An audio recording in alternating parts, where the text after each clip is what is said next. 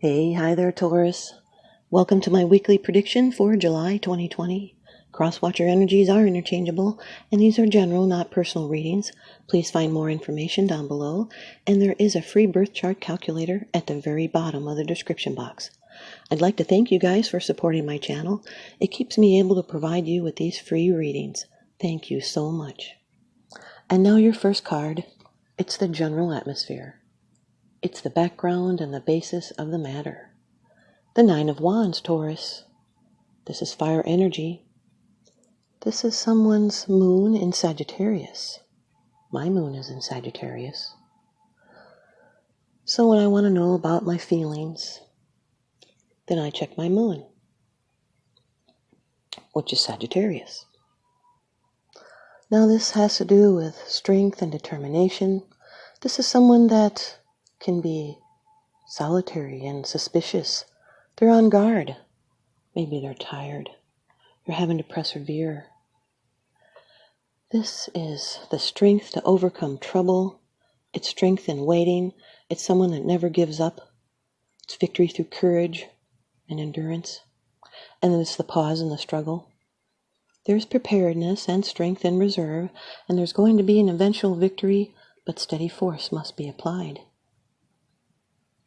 This is defending your legitimate territory, and through effort and determination, you've protected what's yours, and you've shown courage under fire and stood your ground. This is a card of recovery. Now you're in a strong position, and success is at hand. Nines represent completion, indicating a job is done. You've planned well and wisely, and your relationships are developing positively, and you're moving forward with a sense of purpose and direction. This could be a test of faith, and if there's still opposition, your skills and your strength will prevail, standing your ground, defending and protecting what's yours. It's a battle you're fighting. You're hanging in there. Don't give up. This is the final push. This is perseverance. You can actually see the goal. Just hold out, and you win. Your second card, and this is the energy that's crossing over your path. These are your subconscious influences. The Four of Wands, Taurus. Now this is celebration, it's results and completion. This is a card of Venus and Aries. Venus has to do with our relationships. Could even be a coming marriage. It's romance, harvest, home, and taking time to pause and relax. It's extremely positive. You're going to get to enjoy life and reap rewards. A happy time is coming soon. It's being happy and productive. And then it's the pause in the activities and a tranquil time of rest. It's foundation for creativity. It can indicate purchasing a new home. It heralds prosperity, arrival, and rejoicing, and taking a relationship to a new level. It's a level that is finished. And it's a reward for breakthrough. It's being happy and triumphant and liberated and sociable, reaching a milestone. This is the 1111 card portal. It's twin flame. It brings in a sense of stability and a run of luck. And you have the right attitude for positive changes. If there's been suffering, there's going to be a return to happiness. It's hearing pleasant stories, new friendships, your finances being in good shape. You're in harmony with your environment and the people around you. The Nine of Wands with the Four of Wands is dealing with tough times and trying to not let it affect you. It's looking on the bright side. It can also be protecting what you've created. Could also be a struggle to get a party together. Your third card. This is how it affects you.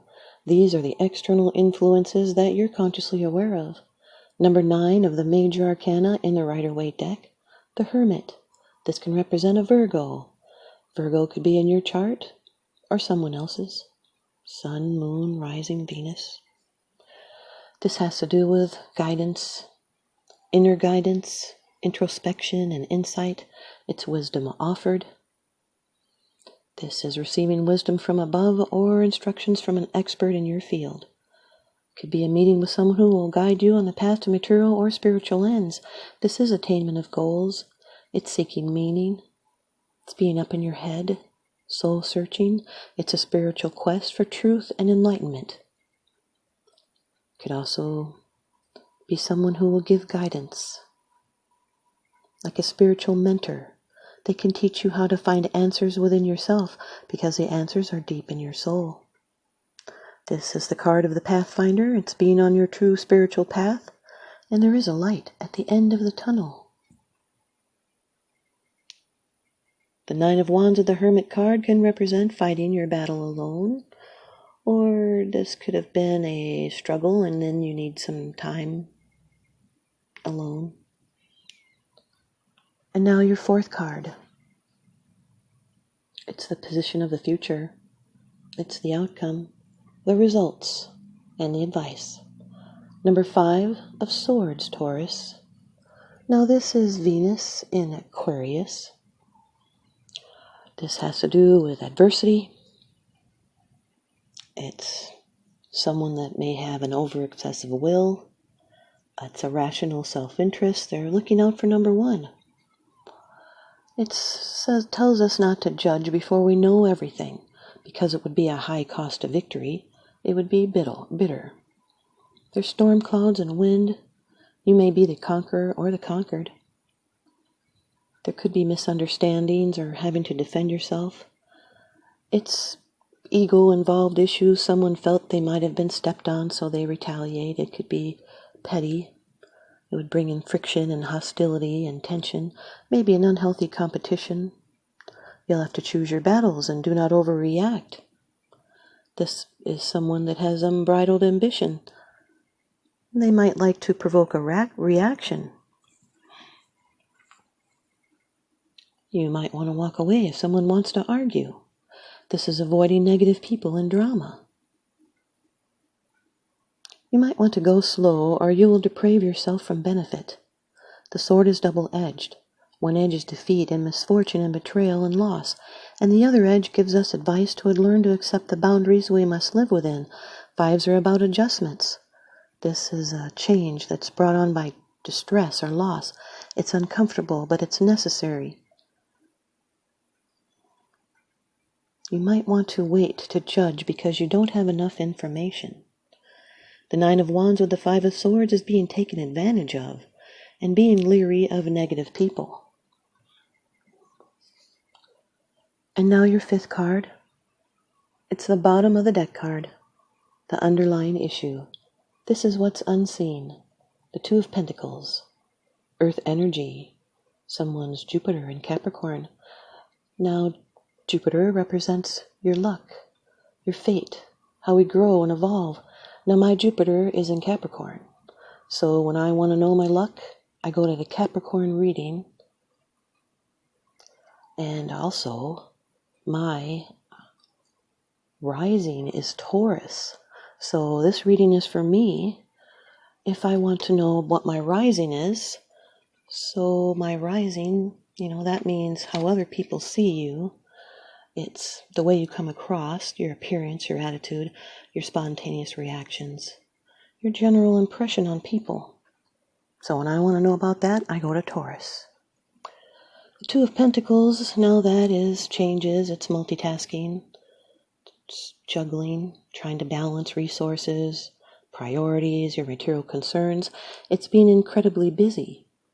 It's new facts and results come to the foreground and they present you with a new perspective. You need and you do find new results. This could be 2 situations. It's having to manage your time and your life, and you do it with grace. This is harmony with change and being flexible enough to keep everything moving. Could be a change in money situation which is favorable and is keeping your good sense of humor.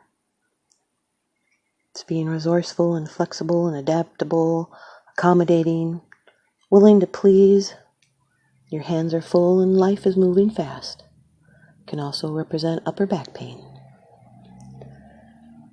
Now the 9 of Wands with the 2 of Pentacles represents physical work, also defending priorities. The Four of Wands with the Hermit card is taking time alone at home. It's finding your true home. The Four of Wands with the Five of Swords is taking time to pause and do nothing. Also, obnoxious people at a party. Four of Wands with the Two of Pentacles is close to achievement. It's exciting times coming, so prepare to celebrate. Congratulations, Taurus. I know you've been waiting for this for a while. Hermit with the Five of Swords is isolating yourself from drama. The Hermit with the Two of Pentacles is looking inward to find the best fit. And when isolated, you juggle your creative ideas and abilities. It's handling life's ups and downs. And that makes you want isolation to figure things out. The Five of Swords with the Two of Pentacles is a disruption in the flow. Your ViceVersa Tarot card by Lunaea Weatherstone. You've got the Moon card, which can be a Cancer. This is number 18. The Moon, water energy. This is this card represents that side. The Moon has passed between the Earth and the Sun, putting the Sun into full eclipse. The day sky fills with stars. Near the horizon, the constellation Cancer, the crab, is seen. It seems to float above the head of the woman rising from the water, just as the crab rose on the other side of the card. The moon towers are shown to be open at the back, as with the Tower card, but there is no rubble, no sense of destruction here.